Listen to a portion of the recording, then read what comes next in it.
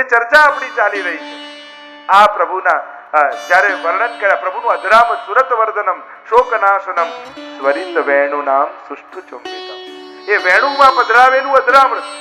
કારણ કે વેણુ પોતે ગ્રહણ નથી કરતો એમ ત્યાં વેણુ ગીતની સુબોધનીમાં મહાપ્રભુજી સમજાવે છે.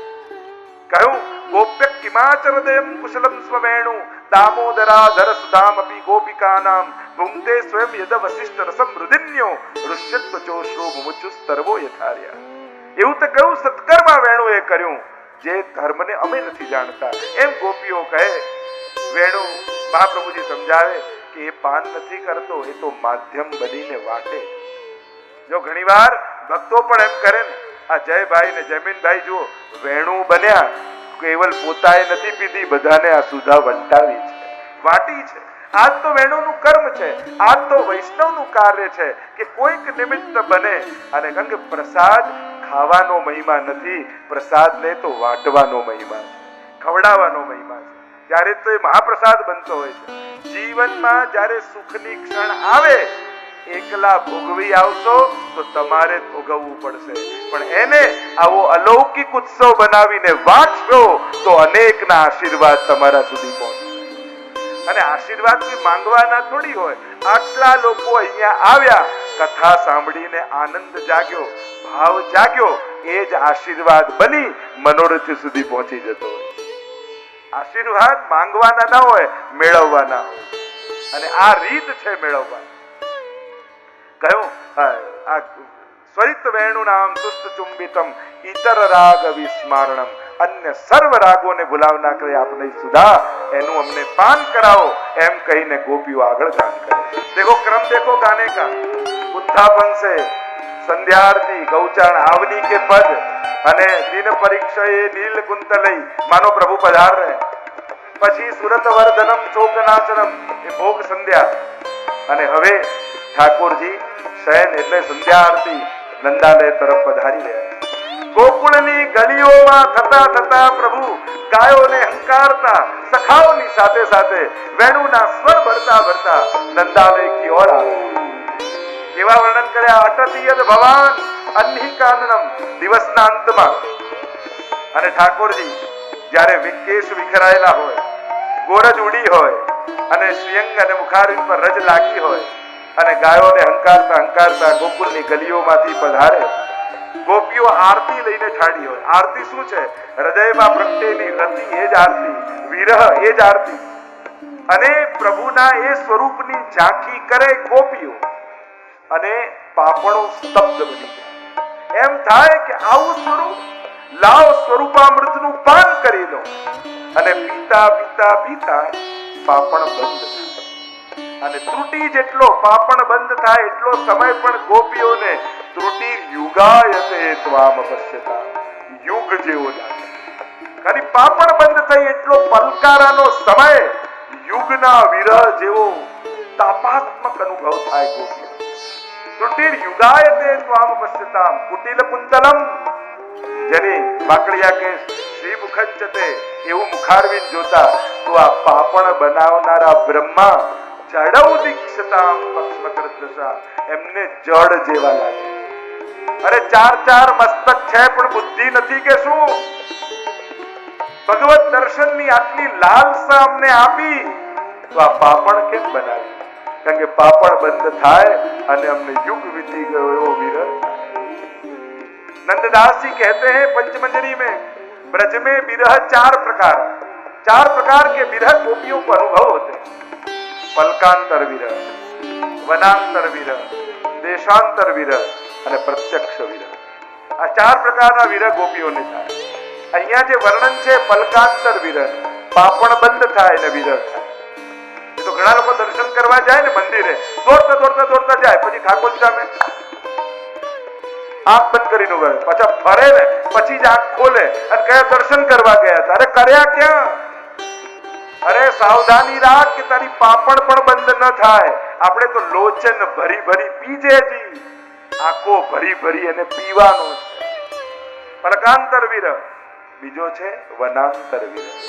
પ્રભુ જ્યારે વનમાં પધારે, ગાયો ગોપોને લઈ અને ગોપીઓને બે શક્તિ આપીને જાય. દૂરદર્શન અને દૂર શ્રવણ. અને ગૃહે ગૃહે ગોપ વધુ કદંબા સર્વે મિલિત્વા સમવાપ્ય યોગમ પુણ્યાની નામાની પઠંતિ નિત્યમ ગોવિંદ દામોદર માધવે. ગોપીઓ અહીંયા ભેગી થાય અને વનમાં પ્રભુ જે લીલા કરતા હોય એનું ગાન કરે, વિરહ કરે. ક્યારે પ્રભુ પાછા પધારશે એનો તાપ એમને થાય. આ છે વનાંતર વિરહ. પ્રભુ વનમાં જઈને વિરહનું ગાન કરે. ત્રીજો છે દેશાંતર વિરહ. જ્યારે અક્રૂરજી પ્રભુને પધરાવવા માટે વ્રજ આવે અને પ્રભુને રથ પર સવાર કરી અક્રૂરજી લઈ ગયા મથુરા. નિશ દિન બરસત નૈન મારે સદા રહત પાવસ ऋतु हम पर जो दशा गोपियों की. કારણ આજ મન સંસારીઓમાં લગાવીશું તો જન્મ મરણના ચક્કરમાં ફસાવી જશે. આપનામાં લગાવ્યું છે તો આ બધામાંથી ઉદ્ધારી લેશે. અરે આ બધા બંધનો છે, પ્રેમ તો આપના માટે છે. એક વાર જેમ અનાજના દાણા શેકાઈ જાય પછી ગમે તેટલી સારી ભૂમિ પાણી ખાતર નાખો, શેકાયેલા દાણામાં ફણગા ફૂટતા નથી. મૈવમ વિભોરતિ ભવાન ગતિતુમ સંસમ સંત્યજ્ય સર્વ વિષયાસ્તવ પાદમૂલમ. એમ અમારો પ્રેમ, અમારા ભાવના અંકુરો, અમારી લાગણીઓ આપના પ્રેમમાં શેકાઈ ચૂકી છે. હવે સંસારની ભૂમિમાં આમાં ફણગા નહીં ફૂટે પ્રભુ. હવે તો કેવલ આપના માટે છે. સર્વ ભાવો કેવલ આપનામાં છે.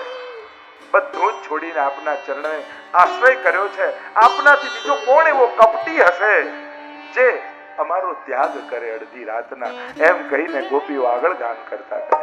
ગમે તે ઉપાય કરો, ગમે તે સાધન કરો, પણ અમને જે પીડા છે એનું કોઈ ઔષધ હોય તો એ આપ સ્વયં છો. પ્રભુ પ્રગટ થાઓ, આપના વગર જીવન સંભવ નથી. આમ કહેતા કહેતા ગોપીઓના હૃદય ભરાવા લાગ્યા, શબ્દો ખૂટવા લાગ્યા, હૃદયનો ઉત્કટ ભાવ પ્રગટ થવા લાગ્યો. માનો ઠાકોરજીના ચરણારવિંદ ગોપીઓના હસ્તમાં આવી ગયા હોય એવી ઉત્કટ વિપ્રયોગ ધર્મી અવસ્થા આવી ગઈ. અને જાણે ચરણારવિંદ, જાણે ઠાકોરજીના બંને ચરણારવિંદ ગોપીઓના હસ્તમાં હોય એ રીતે વિચાર કરતા કરતા ગોપીઓ ભાવ કરતા કરતા કહેવા લાગી, પીતા શનૈહિ, क्योंकि हमको डर है, हमारा हृदय कठोर है, आपका चरणारविंद अति कोमल है. कहीं हृदय में पधराते इस कठोर हृदय की आपके कोमल चरणारविंद को कहीं चोट न लग जाए.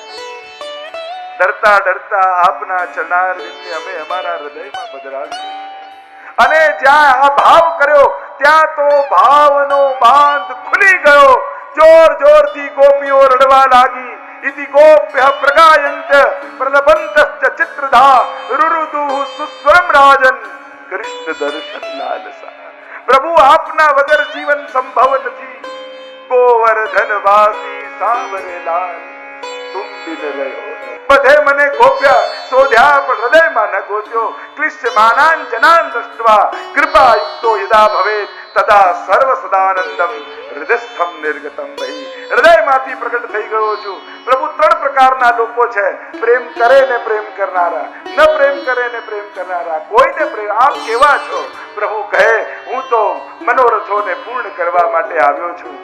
જે ભાવ લઈને આવે એના સકલ મનોરથોને પૂર્ણ કરું છું. વિપ્રયોગ પહેલા આપું, પાત્રતા સિદ્ધ કરાવું અને પછી મારા પ્રસાદની પ્રાપ્તિ કરાવું. પ્રભુ અમે તો મહારાજ માટે આવ્યા છીએ, કૃપા કરો અને પરમ આનંદનો અનુભવ અમને કરાવો. એટલામાં તો કોઈ ગોપીએ પખાવજ લીધી, કોઈએ સારંગી લીધી.